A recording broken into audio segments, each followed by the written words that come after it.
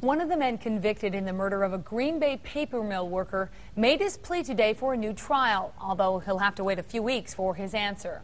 Ray Moore was convicted in 1995 along with 5 of his co-workers. They came to be known as the Monfils 6.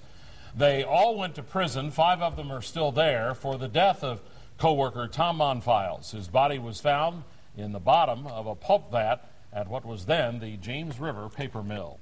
The Wisconsin Innocence Project has now taken up Moore's case, arguing that some more evidence has come to light and that a new trial is now necessary. Fox 11's Lou Hillman was at today's hearing and brings us balanced coverage tonight.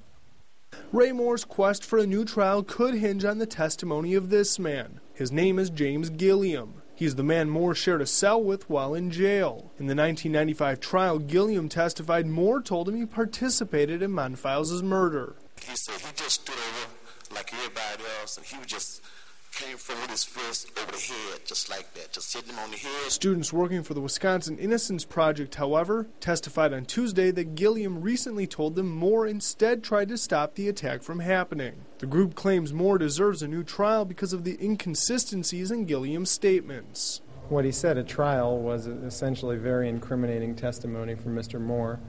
He's now changed his story.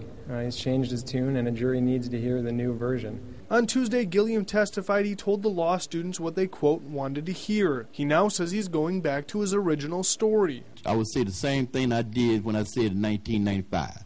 Brown County District Attorney John Sikowski says Moore would have been convicted with or without Gilliam's testimony. That there was more than sufficient evidence to convict every one of these 6 people, that nothing's changed. All the evidence that the jury relied upon remains intact. Family and friends of Moore packed into the courtroom to show him support, including former co-worker Mike Piaskowski. Piaskowski is one of the 6 men convicted in Monfils' murder, but he was set free in 2001 after a federal judge threw out the conviction. Retired Judge James Bayorgian says he'll make a written decision on the request within 2 months.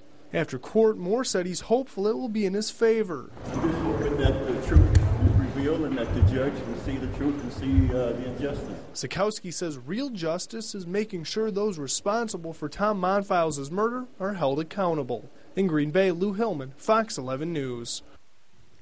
Moore becomes eligible for parole in April. 5 years ago, Bayorgian wrote the parole board saying that each of the men convicted in Monfils' death should be considered for early parole.